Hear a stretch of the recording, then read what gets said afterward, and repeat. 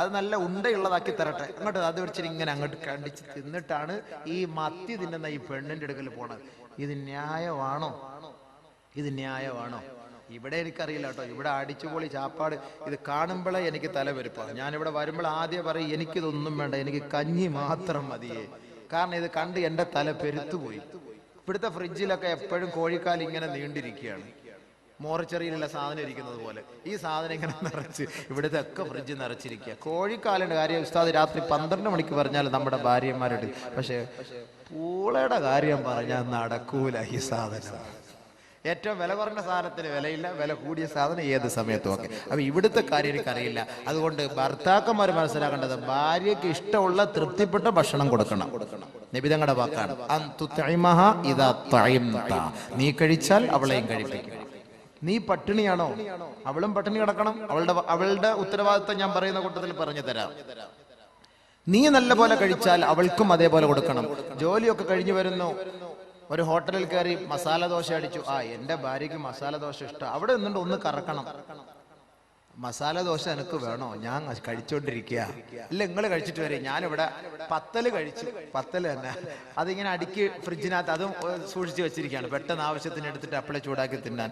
അപ്പൊ അങ്ങനെ പത്തല് കഴിച്ചു. നിങ്ങൾ വാങ്ങി കഴിച്ചോളി. ഇജാസത്ത് കിട്ടിയാല് ഉഷാറായിട്ട് കഴിച്ചോളി. ഇല്ലെങ്കിലും എല്ലാം ഒരു പാർസൽ കൂടെ വാങ്ങിക്കൊണ്ട് അവൾക്ക് കൊടുക്കുക. നീ കഴിച്ചാൽ അവളെയും കഴിപ്പിക്കുക.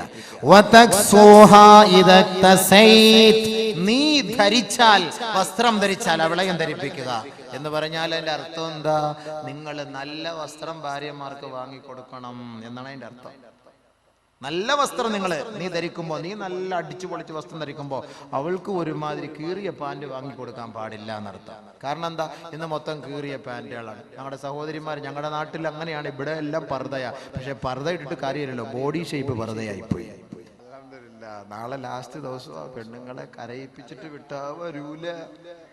നാളെ ഉണ്ട് വിഷയം, നാളെ ഉണ്ടല്ലോ. നാളെ മരിപ്പിച്ചിട്ടല്ലേ വിടുള്ളൂ എല്ലാരെയും. ഇൻഷാ അല്ലാഹ് നിങ്ങളൊന്ന് ഇരുന്ന് തന്നാ മതി. എത്ര പാവം കിട്ടി? മൊത്തം ലാസ്റ്റ് ബില്ല് കൊടുക്കും ഇത് കഴിച്ചിട്ട്. അപ്പോ രണ്ടാമത്തെ ഉത്തരവാദിത്തം ഭർത്താവിന്റെ ഇഷ്ടം അനുസരിച്ചുള്ള വസ്ത്രമാണ്. അല്ല നീ പോയിട്ട് ഷോപ്പിംഗ് ചെയ്യലല്ല വേണ്ടത്. ഇന്നങ്ങനെയാണ് നമ്മുടെ ഈ കണ്ണൂര്, തലശ്ശേരി, കാസർഗോഡ് അങ്ങനെ ആയിരിക്കും അല്ലേ?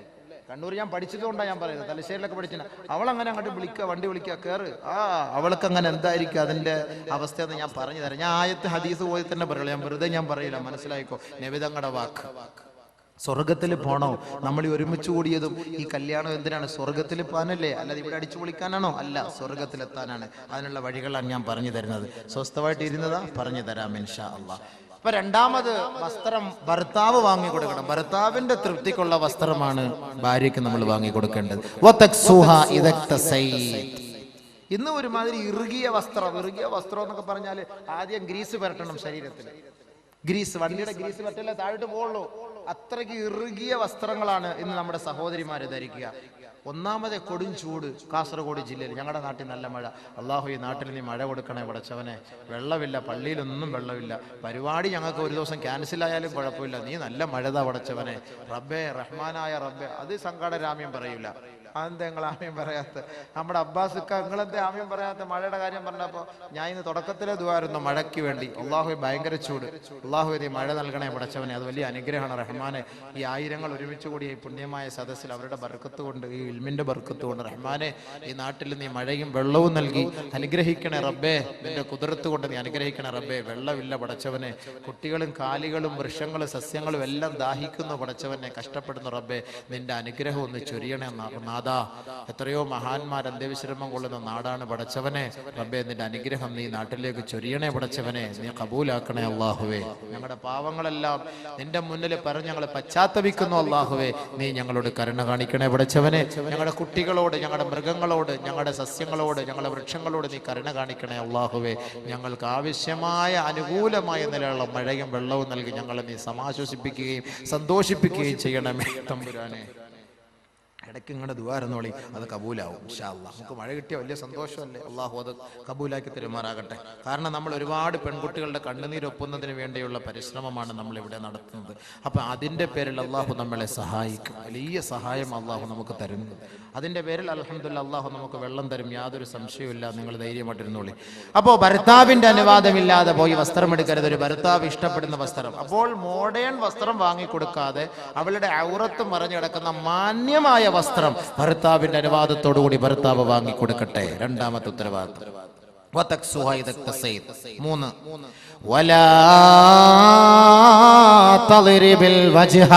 അവളുടെ മുഖത്ത് നീ അടിക്കരുതേ, അവളെ വേദനിപ്പിക്കരുതേ. അടി ഇവിടെ ഉണ്ടോന്ന് അറിയില്ല. അടി ഞങ്ങളുടെ നാട്ടിലൊക്കെ അടിയുണ്ട് ഭാര്യയ്ക്ക്. കാരണം എന്ന് പറഞ്ഞാൽ ചില സന്ദർഭങ്ങളിൽ ഓക്ക് 2 കൊടുത്താലേ പറ്റുള്ളേ. അത്രയ്ക്ക് പ്രശ്നങ്ങളാണ്. ഉമർ റളിയല്ലാഹു തആല അൻഹു വീരനായിരുന്നു, വില്ലനായിരുന്നു. ഉമർ റളിയല്ലാഹു അൻഹുവിന്റെ ഭാര്യ ഉമറിനോട് കയർത്ത് സംസാരിക്കുമായിരുന്നു. മക്കക്കാരികളായ പെൺകുട്ടികൾ ഭർത്താക്കന്മാരോട് കയർത്ത് സംസാരിക്കുമായിരുന്നു. ഒരു ദിവസം മഹാനായ ഉമർ റളിയല്ലാഹു അൻഹു ഹബീബായ റസൂലുള്ളാഹി തങ്ങളുടെ സവിധത്തിൽ കടന്നു വന്നുകൊണ്ട് പറയുകയാണ്, യാ റസൂലല്ലാഹ് ദഇർനൻ നിസാഉ അലാ അസ്വാജിഹിൻ. ഭർത്താക്കന്മാർ, ഈ നാട്ടിലുള്ള ഭാര്യമാർ തന്റെ ഭർത്താക്കന്മാരുടെ മേൽ കയർത്തു സംസാരിക്കുന്നു നബിയെ. അതുകൊണ്ട് അവരെ അടിക്കാൻ അനുവാദം നൽകണം ഹബീബേ. അവരെ അടിക്കാനുള്ള അനുവാദം അവിടുന്ന് നൽകണം യാ റസൂലല്ലാഹ്. ഉമർ റളിയല്ലാഹു തആല അൻഹു പറയേണ്ട താമസം നബിയുനാ റസൂലുള്ളാഹി തങ്ങൾ ഫറഖസ ബിളർബിഹിൻ, ഭർത്താക്കന്മാർക്ക് ഭാര്യമാരെ അടിക്കാനുള്ള അനുവാദം നൽകി. തട്ടിക്കോ ഉമർ റളിയല്ലാഹു അൻഹു. ഉമർ റളിയല്ലാഹു അൻഹുവിന് അങ്ങനെ അനുവാദം കിട്ടിയാല് വിടുവോ? സാധനം ആരാ അത്? കാഞ്ഞങ്ങാട്ട് നിന്ന് കാസർകോട്ടേക്ക് ഉമർ റളിയല്ലാഹു അൻഹു വരുന്നു. കാസർകോട്ടിൽ നിന്ന് കാഞ്ഞങ്ങാട്ടേക്ക് ശൈത്താൻ വരുന്നു പറഞ്ഞാല് ശൈത്താന് കാസർകോട്ട് നിന്ന് മംഗലാപുരം വഴി നേരെ ബാംഗ്ലൂരോ മൈസൂറോ ചാടിക്കളയും. കാരണം എന്താ? ഉമറിന്റെ പേര് കേട്ടാ തന്നെ പേടിയാ ശൈത്താൻ. ആ ഉമർ റളിയല്ലാഹു അൻഹുവിന്റെ കൈപ്പത്തിയുമായി വരികയാണ്. എന്തിന്? അടിക്കാൻ. കൊടുത്തില്ല അടി ഭാര്യമാരെ. ആടി മക്കാരായ സഹാബാക്കൾ മുഴുവൻ അങ്ങോട്ട് തുടങ്ങി ആടി ഭാര്യമാരെ. എന്ന് പറഞ്ഞാൽ കയർത്തങ്ങോട്ട് സംസാരിക്കണം. ഇന്നും അറബിച്ച് പെണ്ണുങ്ങളുടെ സ്വഭാവം അറിയോ? ഗൾഫിൽ പോകുന്ന പെൺകുട്ടികൾ, ഗൾഫിൽ പോകുന്നവർക്ക് അറിയാം അവിടുത്തെ പെണ്ണുങ്ങളുടെ സ്വഭാവം. അറബികള് പൈസ ആദ്യം വാങ്ങിയിട്ട് പൈസ കൊണ്ടുപോകുന്ന ഉടനെ പോക്കറ്റിൽ നിന്ന് ആദ്യം എന്ന് പറഞ്ഞിങ്ങനെ ഒറ്റ പിടിയാ. അതിനു മുമ്പ് 5000 16 റിയാൽ കിട്ടിയാൽ ഒരു 4000 റിയാൽ വണ്ടിയുടെ സീറ്റിൽ ഒളിപ്പിച്ചു വെക്കും ഭർത്താക്കന്മാര്. 6000 റിയാൽ പോക്കറ്റിൽ വെക്കും. കാരണം എന്താ? പോയ ഉടനെ കയറിഞ്ഞ് പിടിക്കും. അത് അങ്ങനെയാണ് അവിടെ. അപ്പൊ അത്രയ്ക്കും കയർത്ത് അറബികളുടെ ഒരു സംസ്കാരമായിരുന്നു. അങ്ങനെ കയർത്ത് സംസാരിക്കുമായിരുന്നു. ഭാര്യമാരങ്ങനെ കയർത്ത് സംസാരിച്ചു. ഭർത്താക്കന്മാർ അടിയും തുടങ്ങി. രക്ഷയില്ല. ഒരു ദിവസം അതാ പാതിരാത്രി അള്ളാഹുവിന്റെ റസൂലിന്റെ വീട്ടിലേക്ക് സ്ത്രീകളുടെ മാർച്ച്. ജാനു അല്ല ആദ്യം മാർച്ച് ചെയ്തത്. ജാനു ഒന്നുമല്ല ആദ്യം മാർച്ച് ചെയ്തത്. അട്ടപ്പാടിയിലെ ജാനുവാണോ മാർച്ച് ചെയ്തത്? നിങ്ങൾ അറിഞ്ഞോ? അല്ലല്ലല്ല. ലഖദ് താഫ ബിആലി ബൈതി മുഹമ്മദിൻ സല്ലല്ലാഹു അലൈഹി വസല്ലം യഷ്കൂന അസ്വാജഹുൻ. ഒരു ദിവസം പാതിരാ സമയമെത്തിയപ്പോൾ ആയിഷ ബീവിയുടെ വീടിന്റെ ജുമ്മറപ്പടി നിറയെ സ്ത്രീകൾ ബഹുമാനപ്പെട്ട നബിയുനാ റസൂലുള്ളാഹി തങ്ങളുടെ മുബാറക്കായ വീടുകൾ വലയം ചെയ്തുകൊണ്ട് സ്ത്രീരത്നങ്ങൾ അതാ സിന്ദാബാദ് വിളിക്കുകയാ. ആരെ കുറിച്ച്? വീടില്ല, വസ്തുവില്ല, ഭൂമിയില്ല, ഞങ്ങൾക്ക് പട്ടയമില്ല, വെള്ളമില്ല, മണ്ണെണ്ണയില്ല, റേഷനറി ഇല്ല, അതൊക്കെ ഞങ്ങൾക്കുണ്ട്. യഷ്കൂന അസ്വാജഹുൻ. തന്റെ ഭർത്താക്കന്മാരെ കുറിച്ചുള്ള പരാതിയാണ്. നബിയേ, മഹദിയേ, ഞങ്ങളുടെ ഭർത്താക്കന്മാർ ഞങ്ങളെ വല്ലാണ്ട് തല്ലുന്നു, അതിനുള്ള പരിഹാര മാർഗം കാണണം. അള്ളാന്റെ റസൂലിനോട് ആയിഷ ബീവി പറഞ്ഞു, ഇതാ ഈ സ്ത്രീ സമൂഹം വന്നുകൊണ്ട് അവരുടെ ആവലാദികൾ പറയുന്നു നബിയെ, അവരുടെ ഭർത്താക്കന്മാർ അവരെ വേദനിപ്പിക്കുന്നു, അടിക്കുന്നു എന്ന പരാതിയുമായി വന്നിരിക്കുകയാ. അള്ളാന്റെ റസൂല് പരസ്യ പ്രഖ്യാപനം നടത്തുകയാ. ലൈസ ഉലൈക ബിഖിയാരിഹിം, ഭർത്താക്കന്മാരെ നിങ്ങൾ ആരെങ്കിലും തങ്ങളുടെ ഭാര്യമാരെ അടിക്കുന്നുവെങ്കിൽ അവർ നല്ല സംസ്കാരമുള്ളവരല്ല, അവർ നല്ലവരെ അല്ല, അവർ നല്ലവരെ അല്ല. അടിക്ക് പരിസമാപ്തി കുറിച്ചുകൊണ്ട് നബിയുനാ റസൂലുള്ളാഹി തങ്ങൾ ഓർഡിനൻസ് പുറപ്പെടുവിച്ചു. മാത്രമല്ല ഹബീബായ റസൂലുള്ളാഹി തങ്ങൾ വീട്ടിൽ നിന്ന് ഇറങ്ങി വന്ന് എണ്ണി നോക്കിയപ്പോൾ 70ഓളം പെൺകുട്ടികളാണ് പാതിരാ സമയത്ത് ഭർത്താക്കന്മാരുടെ പീഡനത്തിന് ഇരയായി നബി തങ്ങളുടെ സെക്രട്ടേറിയറ്റിന് മുന്നിൽ മാർച്ചുമായി വന്നത്. പാതിരാ സമയത്ത് 70ഓളം പെണ്ണുങ്ങൾ. നബി തങ്ങൾ സല്ലല്ലാഹു അലൈഹി വസല്ലമ തങ്ങൾ പറഞ്ഞു, വലാ തളിരിബിൽ വജ്ഹ, പെണ്ണിന്റെ മുഖത്ത് നിങ്ങൾ അടിക്കരുത്. വലാ തുഖബ്ബിഹ്, അവളെ മോശമായി പറയരുതേ. ഭർത്താക്കന്മാരെ മനസ്സിലാക്കി നബി തങ്ങളുടെ കുടുംബ ജീവിതത്തിലേക്ക് അല്പം ഒന്ന് ശ്രദ്ധിക്കുക. ഭർത്താവിന്റെ കടമ. ഉമർ, ഒരു ദിവസം ഉമറിന്റെ ഭാര്യ ഉമറിനോട് കയർത്ത് സംസാരിച്ചു. ഉടനെ ഉമർ റളിയല്ലാഹു തആല അൻഹു ചോദിച്ചു, എടി മണ്ടി പെണ്ണെ, നീ എന്നോട് നീ കയർത്ത് സംസാരിക്കുക, അത്രയ്ക്കും നീ അങ്ങോട്ട് വലിയ ആളായ, എന്നോട് കയർത്ത്. ഞാൻ ആര്? ഉമർ. എന്നോട് നീ കയർത്ത് സംസാരിക്കുകയോ? ഉടനെ ഉമർ റളിയല്ലാഹു അൻഹുവിന്റെ ഭാര്യ പറയുകയാ, ഇന്ന അസ്വാജ റസൂലില്ലാഹി സ്വല്ലല്ലാഹു അലൈഹി വസല്ലമ യുറാജിഉനഹു വയഹ്ജുർനഹു യൗമൻ ഇലൽ ലൈൽ വഹുവ ഖൈറും മിൻക.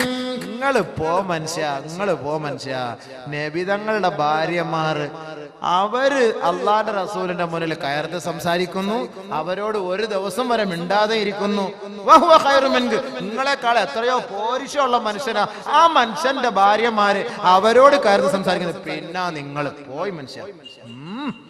എന്റെ മകളെയാണ് നബിതങ്ങൾ വിവാഹം കഴിച്ചത്, ഹഫ്സ. എന്റെ മകൾ നബിതങ്ങളോട് കയർത്ത് സംസാരിക്കുകയോ? പെട്ടെന്ന് ചിന്ത വന്നതാണ്. അല്ല, ഭാര്യയെ താക്കീത് ചെയ്യാൻ നിന്നില്ല. നബിതങ്ങളുടെ ഭാര്യയായ ഹഫ്സ ബീവി നബിതങ്ങളോട് കയർത്ത് സംസാരിക്കുകയോ? അള്ളാഹുവിന്റെ റസൂലിന്റെ പ്രിയപ്പെട്ട തോഴനായ ഉമർ റളിയല്ലാഹു അൻഹു പരസ്യമായി വിളിച്ചു പറഞ്ഞു, ഖാബത്ത് ഹഫ്സതു വഖാബത്ത് ഹഫ്സതു വഖസിറത് ഇൻ തുറാജഅതുഹു. നബീന റസൂലുള്ളാഹി തങ്ങളുടെ പ്രിയപ്പെട്ട ഭാര്യ ഹഫ്സ, എന്റെ മകൾ, അവള് തൊലഞ്ഞത് തന്നെ, അവള് നശിച്ചത് തന്നെ. അവൾ നബി തങ്ങളോട് കയർത്ത് സംസാരിച്ചിട്ടുണ്ടെങ്കിൽ തൊലഞ്ഞത് തന്നെ. നേരെ ഉമർ റളിയല്ലാഹു തആല അൻഹു ബഹുമാനപ്പെട്ട പ്രവാചകന്റെ സവിധത്തിലേക്ക്, ഹഫ്സ ബീവിയുടെ വീട്ടിലേക്ക് ഉമർ റളിയല്ലാഹു അൻഹു കടന്നു വരികയാണ്. ഉമർ റളിയല്ലാഹു അൻഹു ഇവിടെ ശ്രദ്ധിക്കേണ്ടത് ഒരു കാര്യം, ഭാര്യമാർ, നമ്മുടെ പെൺകുട്ടികളെ ഉമ്മമാർ വിവാഹം കഴിപ്പിച്ചയക്കുമ്പോ പെൺകുട്ടിയുടെ ഭാഗത്തു നിന്ന് വല്ല അപാകതകൾ വന്നാൽ ഉപ്പമാർ പരിഹരിക്കണം എന്നതിന്റെ തെളിവാണ് ഉമർ റളിയല്ലാഹു അൻഹു ഇവിടെ നമുക്ക് ചർച്ച ചെയ്ത് പഠിപ്പിച്ചിരുന്നത്. ഉമർ റളിയല്ലാഹു തആല അൻഹു നേരെ വന്നു, ഹഫ്സ ബിയുടെ അരികിലേക്ക് വന്നു. ഹഫ്സയെ വിളിച്ചിട്ട് പറഞ്ഞു, യാ ഹഫ്സ, എടി പെണ്ണെ ഹഫ്സ, ലാ തഗ്തറി ബിബ്നതി ഇബ്നി അബി ഖുഹാഫ. ആയിഷ എന്ന് പറയുന്ന അബൂ ഖുഹാഫയുടെ മകൻ അബൂബക്കറിന്റെ മകൾ ആയിഷ നിന്നെ വഞ്ചിതയാക്കാതിരിക്കട്ടെ. ഫഇന്നഹാ ഹിബ്ബു റസൂലില്ലാഹി സ്വല്ലല്ലാഹു അലൈഹി വസല്ലം. അവൾ നബിതങ്ങളുടെ പ്രിയങ്കരിയാണ്. ഒരുപക്ഷെ ആയിഷ ബീവി നബിതങ്ങളോട് കയർത്ത് സംസാരിച്ചിരിക്കാം. അത് കണ്ടിട്ട് ഉമറിന്റെ മകൾ ഹഫ്സ, നീ നബിതങ്ങളോട് കയർത്ത് സംസാരിച്ചു പോകരുത്. വഖവഫഹാ അനിൽ മുറാജഅ. ഉമർ റളിയല്ലാഹു തആല അൻഹു ഹഫ്സ ബീവിയെ താക്കീത് ചെയ്തു, ഭയപ്പെടുത്തി. ഇനി മേലിൽ നബിതങ്ങളോട് കയർത്ത് സംസാരിക്കുകയോ നബിതങ്ങളോട് ഒരാവശ്യം ഉന്നയിക്കുകയോ ചെയ്യരുത്. നിനക്ക് ആവശ്യമുള്ളത് എന്താണോ അത് നീ എന്നോട് ചോദിക്കുക, ഞാൻ നിനക്ക് വാങ്ങിത്തരാം. നബിതങ്ങളോട് നീ ചോദിക്കാൻ പാടില്ല. ഉമർ റളിയല്ലാഹു തആല താക്കീത് ചെയ്തു. ആയിഷ ബീവി നബിതങ്ങൾ ഭയങ്കര ഗുലാനത്വ, ഭയങ്കര മഹബത്ത, ഭയങ്കര സ്നേഹം, ലവ് ബേർഡ്സ് പോലെ ഭയങ്കര മഹബത്ത. ബാക്കിയുള്ളവരുടെ മുഹബത്ത് ഇല്ല എന്നല്ല അതിന്റെ അർത്ഥം. അത് മനസ്സിലാക്കണം. ചില ആളുകൾക്ക് ചിലരോട് ഇത്തിരി മുഹബത്ത് ഉണ്ടല്ലോ, അത് എത്രത്തോളം ഒക്കെ ആണെങ്കിലും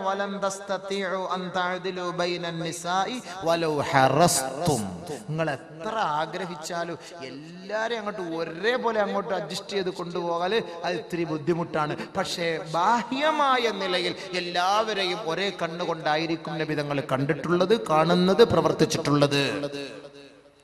സ്നേഹം അത് ചിലരോട് ഒരു ഇത്തിരി അല്പസ്നേഹം കൂടും, അതുകൊണ്ട് ബാക്കിയുള്ളവരോട് സ്നേഹം ഇല്ല എന്നല്ല അതിന്റെ അർത്ഥം. ഭർത്താക്കന്മാരുടെ ഉത്തരവാദിത്തം, ഭാര്യമാരുടെ കടമ നാളെ പറഞ്ഞാൽ മതിയല്ലോ. ഭർത്താക്കന്മാരുടെ പറഞ്ഞ് തീരുമ്പോഴത്തേക്ക് ഏകദേശം സമയമാകും. ഭാര്യമാരുടെ നാളെ പറഞ്ഞിട്ട് മരിച്ചില്ലെങ്കിൽ നമുക്ക് കുറച്ചുകൂടെ ജീവിക്കാം, അല്ലെങ്കിൽ നമുക്ക് ഇനി അടുത്ത ദിവസം നമുക്ക് വീണ്ടും നമുക്ക് മരിപ്പിക്കാൻ ഒരു സദസ്സ് സംഘടിപ്പിക്കാം. ഇത് ആദ്യം പറയട്ടെ, സ്വസ്ഥമായിട്ട് പറയണം അല്ലേ ഉസ്താദ്? കുറച്ച് പറയാമല്ലോ. ഒരു 10, 10:30, 10:45 വരെ നമുക്ക് ആണുങ്ങളുടെ കുറച്ച് കല്യാണം നടക്കാൻ പോകും. മഹറിന് വന്നിട്ട് നെയ്ച്ചോറും കോഴി ബിരിയാണി അടിച്ചിട്ട് പോയിട്ട് കാര്യമില്ല. എന്താണ് കല്യാണം എന്ന് പറയണമല്ലോ. ഇവർ ഈ തന്ന ഫുലൂസിനൊക്കെ കാരണം ഉണ്ടാവണമല്ലോ. അതുകൊണ്ട് നല്ലപോലെ ശ്രദ്ധിച്ചോളി. എങ്ങനെയായിരിക്കണം ഒരു കുടുംബ ജീവിതം, ഭാര്യ ഭർത്തൃ ബന്ധം എങ്ങനെയായിരിക്കണം? ഒരു ഉപ്പ ഒരു ഉമ്മ മകളെ വിവാഹം കഴിപ്പിച്ച് അയച്ചാൽ എങ്ങനെയായിരിക്കണം അവളോടുള്ള സമീപനം? ഒന്ന് ശ്രദ്ധിച്ച് മനസ്സിലാക്കണം. പഠിക്കാനുള്ള ഉപദേശം നസീഹത്താണ്. ദീനിന്റെ വാഴ് നസീഹത്ത് എന്നൊക്കെ പറഞ്ഞാൽ ഇതൊക്കെയാണല്ലോ ബയാൻ എന്ന് പറയുന്നത്. അതുകൊണ്ട് ഇൻഷാ അള്ളാഹ് മതവിജ്ഞാന സദസ്സ് എന്ന് പറയുമ്പോൾ വിജ്ഞാനമാണ് നമ്മൾ ഇവിടെ നിന്ന് കേൾക്കേണ്ടതും പഠിക്കേണ്ടതും നുകരേണ്ടതും, അത് മനസ്സിലാക്കി നമ്മൾ പോകേണ്ടതും ഇൻഷാ അള്ളാഹ്. ബഹുമാനമുള്ള സഹോദരങ്ങളെ, ബഹുമാനപ്പെട്ട നബിയുനാ റസൂലുള്ളാഹി സ്വല്ലല്ലാഹു അലൈഹി വസല്ലമ തങ്ങളും അവിടുത്തെ മഹദിയായ ആയിഷ ബീവിയും തമ്മിലുള്ള കുടുംബ ജീവിതത്തിന്റെ ചില സംഭവങ്ങൾ നിങ്ങളുടെ മുന്നിൽ ഞാൻ അവതരിപ്പിക്കാം. ഒരു ദിവസം വജറാ ബൈനഹാ വബൈനഹു കലാം, ആയിഷ ബീവിക്കും നബി തങ്ങളുടെയും ഇടയിൽ ഒരു ദിവസം ചർച്ചയുണ്ടായി. ഭാര്യയും ഭർത്താവും തമ്മിൽ വഴക്കുണ്ടാകും. അതിന്റെ തെളിവാണ് ഞാനിപ്പോ ഈ പറഞ്ഞത്. ഭാര്യയും ഭർത്താവും തമ്മിൽ വഴക്കുണ്ടാകും, സംസാരമുണ്ടാകും. പക്ഷെ എങ്ങനെയായിരിക്കണം ആ സംസാരത്തെ നാം അതിജയിക്കേണ്ടത്? ഒരു ദിവസം ആയിഷ ബീവിയും ഹബീബായ റസൂലുള്ളാഹി തങ്ങളും ചർച്ചയിലാണ്. ശബ്ദകോലാഹലം, വഴക്കുണ്ടായി. വജറാ ബൈനഹാ വബൈനഹു കലാം, രണ്ടുപേര് സംസാരം മൂർധന്യാവസ്ഥയിലെത്തിയപ്പോ നബി തങ്ങൾ തീരുമാനിച്ചു, നിന്റെ ഉപ്പയെ ഇപ്പൊ ഞാൻ വിളിപ്പിക്കും.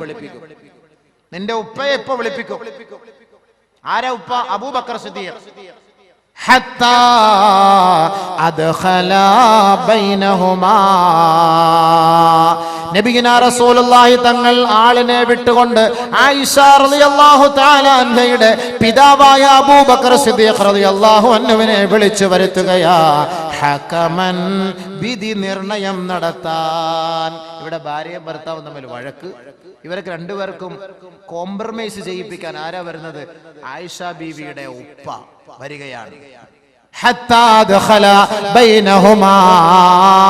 അവർക്കിടയിൽ അബൂബക്കർ കടന്നു വരികയാണ്. ഹകമൻ, ജഡ്ജിയായി അബൂബക്കർ സിദ്ദീഖ് റളിയല്ലാഹു അൻഹു വന്നു.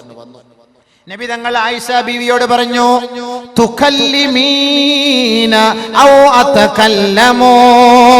ബഹുമാനപ്പെട്ട പ്രവാചകൻ സല്ലല്ലാഹു അലൈഹി വസല്ലമ തങ്ങൾ തന്റെ പ്രിയപ്പെട്ട പത്നിയുമായുള്ള വഴക്കിൽ, ശണ്ടകൂടലിൽ ആയിഷ ബീവിയോട് അല്ലാഹുവിന്റെ റസൂല് പറഞ്ഞു, നിന്റെ ഉപ്പ വന്നിട്ടുണ്ട്, നീ സംസാരിക്കണോ അതോ ഞാൻ സംസാരിക്കണോ? ചോദ്യം നോക്കണേ, എത്ര മാന്യമായ രീതിയിലാണ്. പെണ്ണെ, നിന്റെ ഉപ്പ വന്നിട്ടുണ്ട്, തുകല്ലിമീന ഔ അതകല്ലമു, നീ സംസാരിക്കണോ അതോ ഞാൻ സംസാരിക്കട്ടെയോ? ആയിഷ ബീവി പറഞ്ഞ വാക്ക് കേട്ടോ, നല്ലപോലെ ശ്രദ്ധിച്ചോണം. തകല്ലം ബൽ തകല്ലം അൻത, അല്ല നിങ്ങൾ സംസാരിച്ചോളി, നിങ്ങൾ പറഞ്ഞോളി. എന്നിട്ട് ശേഷം ആയിഷ ബീവി ഒരു വാക്കൂടെ കൂട്ടിച്ചേർത്തു, വലാ തഖുൽ ഇല്ലാ ഹഖ്ഖാ, നമുക്കിടയിൽ നടന്ന സത്യം മാത്രമേ പറയാവൂ, ഇല്ലാത്തതൊന്നും കൂട്ടി പറയരുതേ. ആരുടെ മുഖത്ത് നോക്കിയിട്ടായി പറയണത്? നമ്മളെ പോലുള്ള സാദാ സീത ഒരു ഭർത്താവിന്റെ മുഖത്ത് നോക്കിയിട്ടാണോ ഈ പറയുന്നത്? നബിയുനാ റസൂലുള്ളാഹി തങ്ങളുടെ മുഖത്ത് നോക്കിക്കൊണ്ട് ആയിഷ ബീവി റളിയല്ലാഹു അൻഹ പറയുകയാണ്, നിങ്ങൾ സംസാരിച്ചു കൊള്ളുക, പക്ഷേ വലാ തഖുൽ ഇല്ലാ ഹഖ്ഖാ, സത്യം മാത്രമേ പറയാവൂ. അബൂബക്കർ സിദ്ദീഖിന് ഉച്ചി മുതൽ ഉള്ളങ്കാല് വരെ പെരുത്തു വരികയും അബൂബക്കർ സിദ്ദീഖ് അടിക്കുകയും ഹത്താ ദുമിയ ഫിഹാ, അവളുടെ മുഖത്ത് നിന്ന് വായിൽ നിന്ന് രക്തമൊലിക്കുകയും സ്വന്തം മകളുടെ കർണപുടത്തിന് ഒരൊറ്റ അടി അബൂബക്കർ സിദ്ദീഖ് റളിയല്ലാഹു തആല പിതാവ്. കാരണം എന്താ? അബൂബക്കർ സിദ്ദീഖ് ഫഖാല പറഞ്ഞു, യാ ഉദയ്യതു നഫ്സഹ, തന്റെ ശരീരത്തെ നശിപ്പിച്ച പെണ്ണെ, അവ യഖൂലു ഗൈറൽ ഹഖ്, ഈ ഇരിക്കുന്നത് ആരെന്ന് നീ അറിഞ്ഞോ?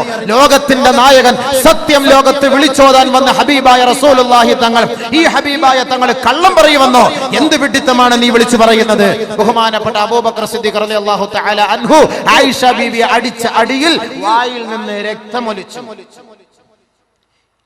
അബൂബക്കർ സിദ്ദീഖ് റളിയല്ലാഹു അൻഹു പിതാവാണ്. ബഹുമാനപ്പെട്ട നബിയും തന്റെ ഭാര്യയുമായ ആയിഷയുമായിട്ട് ശണ്ടേല വഴക്കിലാണ്. അബൂബക്കർ വാപ്പ മകളെ അടിച്ചു. ഫസ്തജാറത്ത് ബിറസൂലില്ലാഹി സ്വല്ലല്ലാഹു അലൈഹി വസല്ലം, നബിയുനാ റസൂലുള്ളാഹി തങ്ങളെ വന്ന് ആയിഷ ബീവി സഹായത്തിനു വേണ്ടി അഭയം തേടി. ഇവിടെ നമ്മൾ ചിന്തിക്കേണ്ടത് എന്താണ്? നമ്മുടെ ഉപ്പ മകളുടെ സാന്നിധ്യത്തിൽ, മരുമകന്റെ സാന്നിധ്യത്തിൽ മകളെ അടിച്ചാലും ആ മകൾ സഹായത്തിന് പോകുന്നത് ഉപ്പയോടോ ഉമ്മയോടോ ആയിരിക്കും, ഭർത്താവിനോട് പോലെ. കാരണം എന്താ? ഭർത്താവോട് വഴക്കല്ലേ, പിന്നെ അങ്ങനെ പോയി കഴിഞ്ഞാൽ പിന്നെ അവന്റെ ഭാഗത്ത് നിന്ന് അടി കിട്ടൂലേ? ഈ ആയിഷ ബീവി നബി തങ്ങളുമായുള്ള ബന്ധം സുദൃഢമാണ് എന്നതിന്റെ തെളിവാണ് സ്വന്തം പിതാവ് ആയിഷ ബീവി അടിക്കുകയും വായിൽ നിന്ന് രക്തമൊലിക്കുകയും ചെയ്തപ്പോൾ അള്ളാന്റെ റസൂലിന്റെ സവിധത്തിൽ വന്ന് കെട്ടിപ്പിടിച്ച് അഭയം തേടി. നബിയുനാ റസൂലുള്ളാഹി തങ്ങളുടെ മുതുകിന് പിറകിൽ വന്ന് ഒളിച്ചിരുന്നു ആയിഷ ബീവി.